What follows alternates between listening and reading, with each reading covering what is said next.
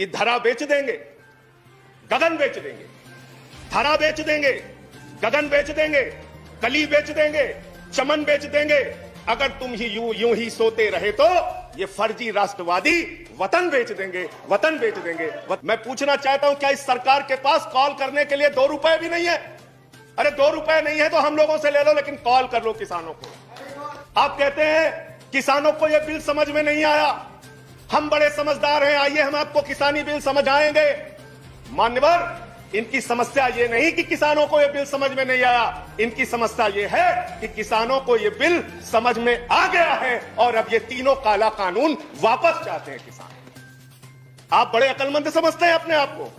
अरे किसान को इतना मूर्ख मत समझिए भाजपा के लोगों, वो बिगड़ैल बहल की नाक में नकेल डालते हैं, आपकी सरकार के नाक में भी नकेल डाल देंगे, चिंता मत कीजिए। ये सरकार 130 करोड़ हिंदुस्तानियों की सरकार नहीं है मान्यवर, ये सरकार उन 4 पूंजीपति लोगों की सरकार है जिनके लिए कानून बनाते हैं और जिनसे चंदा लेकर ये लोग चुनाव लड़ने का काम करते हैं। जो लाल किले पे लोग आए थे वो भारतीय जनता पार्टी के लोग थे, जिन्होंने लाल किले पे हमला किया, जिन्होंने लाल किले पर तिरंगे का अपमान किया।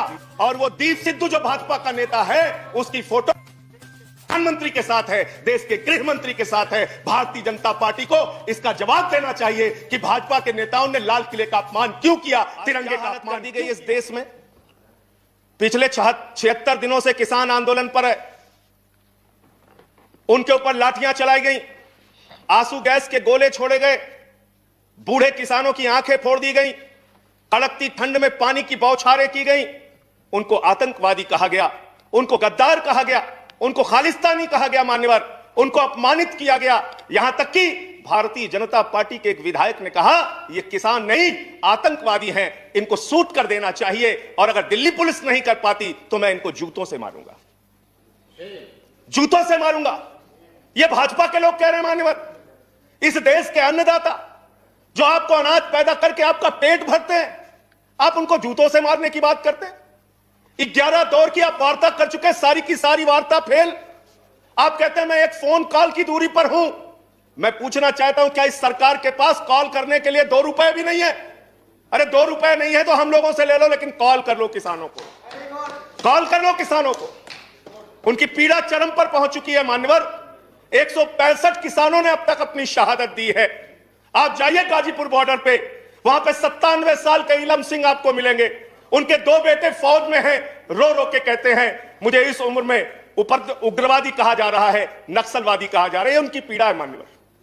आप जाइए टीकरी बॉर्डर पे, आप जाइए सिंगू बॉर्डर पे, पीड़ा के साथ वो लोग कहते हैं शहीद आजम भगत सिंह के वंशजों को, शहीद लाला लाजपत राय के वंशजों को, जलियांवाला बाग कांड में शहादत देने वालों के वंशजों को आप खालिस्तानी कह रहे हैं, आतंकवादी कह रहे हैं, उनको अपमानित करने का काम कर रहे हैं।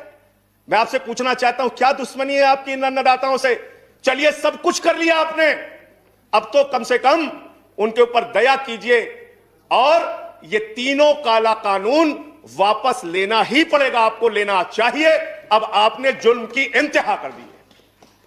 आप चले जाइए गाजीपुर बॉर्डर पे मान्यवर, कटीले तार, बड़े बड़े कीले गाड़ दी गई हैं, 12-12 इंच की कीले सड़कों पे गाड़ दी गई हैं।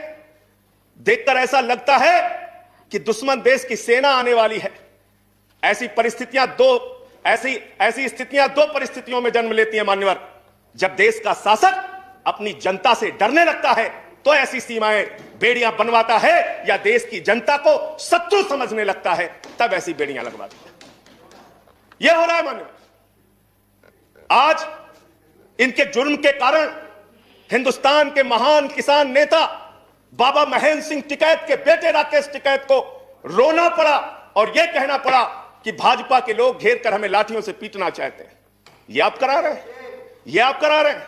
आप डेमोक्रेसी की बात यहां पर करते हैं, आप आजादी की बात यहां पर करते हैं। आपने इस देश की हालत यह बना रखी है कि राजदीप सरदेसाई जैसे वरिष्ठ पत्रकार के ऊपर आपने मुकदमे दर्ज करके पत्रकारिता को भी दबाने और उसको कुचलने का काम किया। हर तरफ जुल्म, हर तरफ एफआईआर, हर तरफ मुकदमे। जो पानी पहुंचा रहा है उस पर मुकदमा, जो डीजल दे रहा है उस पर मुकदमा, जो खाने का इंतजाम कर रहा है उस पर मुकदमा। एनआईए लगा दो, सीबीआई लगा दो, पुलिस लगा दो, जांच लगा दो। अरे वो आपके देश के नागरिक हैं। आप कहते हैं किसानों को यह बिल समझ में नहीं आया, हम बड़े समझदार हैं, आइए हम आपको किसानी बिल समझाएंगे। मान्यवर, इनकी समस्या ये नहीं कि किसानों को ये बिल समझ में नहीं आया, इनकी समस्या ये है कि किसानों को ये बिल समझ में आ गया है और अब ये तीनों काला कानून वापस चाहते हैं किसान। आप बड़े अकलमंद समझते हैं अपने आप को। अरे किसान को इतना मूर्ख मत समझिए भाजपा के लोगों, वो बिगड़ैल बहल की नाक में नकेल डालते हैं, आपकी सरकार के नाक में भी नकेल डाल देंगे, चिंता मत कीजिए। मैं यहां सुन रहा था मान्यवर, मुझे बड़ा आश्चर्य हुआ। सारी की सारी भारतीय जनता पार्टी की सांसद जितने भी नेता बोल रहे थे, कह रहे हैं कांग्रेस पार्टी ने 2019 के घोषणा पत्र में इसको लिखा था, यह बिल तो कांग्रेस पास करना चाहती थी। जीएसटी की बात करो, यह बिल तो कांग्रेस करना चाहती थी, हम इसलिए इसको कर रहे हैं। लेकिन वो सांसद यह बताना भूल गए कि जब यह बिल कांग्रेस लेकर आई थी तो उस समय स्वर्गीय अरुण जेटली जी ने और स्वर्गीय सुषमा स्वराज जी ने उस समय बिल का विरोध किया था। और कांग्रेस ने अगर 19 के घोषणा पत्र में इस बिल को शामिल किया था तो उनको तो 55 पे पहुंचा दिया, आपने तो लागू कर दिया, आपको 5 पे पहुंचा देगी, इस देश की जनता 5 पे पहुंचा देगी। इसलिए अगर आप कांग्रेस के सपनों को पूरा करने के लिए आए हैं तो जनता को भ्रमित मत कीजिए। अपनी पार्टी का नाम बदलकर भारतीय जनता पार्टी से कांग्रेस पार्टी कर लीजिए, कांग्रेस ए हो जाए, कांग्रेस बी हो जाए, जनता प्रचार करे। आप लोग समझें आप क्या कहना चाहते हैं, जनता तय कर लेगी। मान्यवर, इस बिल में क्या क्या लिखा है वो बातें आपको बता के और थोड़ी बातें कह के अपनी बात खत्म करूंगा। असीमित भंडारण की छूट दी गई है इन बिलों में, और वो क्यों दी गई है? 2 साल से अडानी का 100 एकड़ जमीन का लैंड यूज चेंज करने की एप्लीकेशन हरियाणा सरकार के पास पेंडिंग थी। लेकिन 7 मई को जब पूरे देश में लॉकडाउन लगा था, उस समय उस लैंड यूज को चेंज करके 100 एकड़ जमीन पर अडानी को भंडारण कोल्ड स्टोरेज बनाने की छूट दी गई और 5 जून को ऑर्डिनेंस के जरिए असीमित भंडारण और कोल्ड स्टोरेज बनाने की छूट दी गई। तो यह बिल किसानों के लिए नहीं लाया गया, अपने 4 पूंजीपति मित्रों के लिए यह सरकार यह काला कानून लेकर आई है। उन्हीं को फायदा पहुंचाने के लिए काला कानून लेकर आया गया है, उन्हीं के लाभ पहुंचाने के लिए काला कानून। यह सरकार 130 करोड़ हिंदुस्तानियों की सरकार नहीं है मान्यवर, यह सरकार उन 4 पूंजीपति लोगों की सरकार है जिनके लिए कानून बनाते हैं और जिनसे चंदा लेकर ये लोग चुनाव लड़ने का काम करते हैं। यह उनके लिए बनाई गई है मान्यवर। इस सरकार में कहा गया दिल्ली के मुख्यमंत्री के बारे में कि किसानों का साथ दे रहे हैं, किसानों का साथ दे रहे हैं। मैं पूरी जिम्मेदारी के साथ कहना चाहता हूं सदन के अंदर, दिल्ली के मुख्यमंत्री अरविंद केजरीवाल, आम आदमी पार्टी किसानों का साथ दे रही थी, देती रहेगी। और आपने हमसे 9 स्टेडियम मांगा जेल बनाने के लिए, केजरीवाल जी ने इनकार किया। हम वहां पानी का इंतजाम कर रहे हैं, आप पानी का इंतजाम रोक रहे हैं। हम वहां शौचालय का इंतजाम कर रहे हैं, आप वहां शौचालय का इंतजाम रोक रहे हैं। आप वहां पर लोगों को पानी, खाना, शौचालय इस तक पर प्रतिबंध लगाना चाहते हैं। इंटरनेट, वो दुश्मन देश के नागरिक है क्या? उनके साथ इस तरह का व्यवहार आप कर रहे हैं। एक माहौल बनाया गया 26 जनवरी को, लाल किले पे हमला, लाल किले पे हमला। 7 रूट पे किसान ट्रैक्टर रैली लेके निकला मान्यवर, तिरंगा रैली लेके निकला, और 7 रूट पर कहीं किसान ने कोई उपद्रव नहीं किया, कोई हिंसा नहीं की। जो लाल किले पे लोग आए थे वो भारतीय जनता पार्टी के लोग थे जिन्होंने लाल किले पे हमला किया, जिन्होंने लाल किले पर तिरंगे का अपमान किया। और वो दीप सिद्धू जो भाजपा का नेता है, उसकी फोटो प्रधानमंत्री के साथ है, देश के गृह मंत्री के साथ है। भारतीय जनता पार्टी को इसका जवाब देना चाहिए कि भाजपा के नेताओं ने लाल किले का अपमान क्यों किया, तिरंगे का अपमान क्यों किया। मैं ये कहना चाहता हूं मान्यवर, आज वो दीप सिद्धू संजय जी कंक्लूड कीजिए।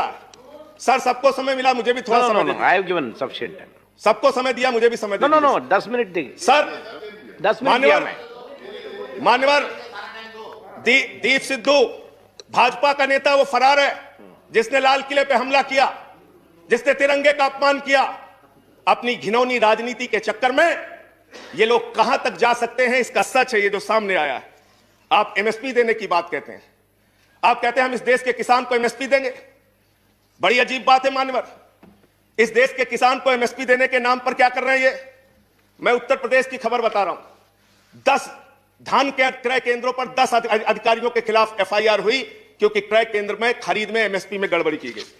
इसी तरीके से ₹1 किलो गोभी बिक रही थी तो किसान ने अपनी गोभी पे ट्रैक्टर चला दिया। उत्तर प्रदेश की खबर। बरेली के अंदर उत्तर प्रदेश में 3 करोड़ की धान खरीद हो गई कागजों पे, किसान का पता तक नहीं है। तो डेरेक ओब्रायन साहब, जो यूपी में खरीद हुई है वो भूतों की खरीद हुई है, किसान का पता नहीं, नाम दर्ज करके खरीद हो गई। 4 साल में गन्ना किसानों पे मात्र ₹10 इन्होंने बढ़ाया है उत्तर प्रदेश के अंदर, मात्र ₹10 मान्यवर। तो इसलिए ना आप एमएसपी देना चाहते हो, ना किसान को उसके फसल का दाम देना चाहते हो। असीमित भंडारण की छूट देकर आपने पूंजीपति मित्रों को यह सुविधा दे दी कि सस्ते में किसान से अनाज खरीदेंगे, सस्ते में किसान से फल खरीदेंगे, सस्ते में किसान से सब्जियां खरीदेंगे, उसका बड़े बड़े स्टोरेज में भंडारण करेंगे, जमाखोरी करेंगे, और जब बाजार में फल सब्जियों की कमी हो जाएगी, अनाज की कमी हो जाएगी, तो महंगे दामों में जनता को बेचेंगे। यानी आपने महंगाई को, जमाखोरी को, कालाबाजारी को इस बिल के माध्यम से लीगलाइज करने का, वैधता प्रदान करने का काम किया है। इस देश में महंगाई बढ़ाने का काम किया है, उसका रास्ता आपने खोला है। इसलिए भी ये बिल, तीनों का तीनों काला बिल वापस लिया जाना चाहिए। Thank you. अंत में थैंक यू। अंत में एक बजट आपने पेश किया, मनोहर, बस खत्म करके अपनी बात को खत्म करूंगा, उन्हीं बातों को। Please conclude. सर, बजट इन्होंने पेश किया है, तो बजट के ऊपर और खरीद के ऊपर मैं लास्ट मिनट जो इनका बजट है, चंद लाइनों में उसको कह के अपनी बात को खत्म करूंगा कि धरा बेच देंगे, गगन बेच देंगे, धरा बेच देंगे, गगन बेच देंगे, कली बेच देंगे, चमन बेच देंगे। अगर तुम ही यूं ही सोते रहे तो ये फर्जी राष्ट्रवादी वतन बेच देंगे, वतन बेच देंगे, वतन बेच देंगे। धन्यवाद माननीय। Thank you.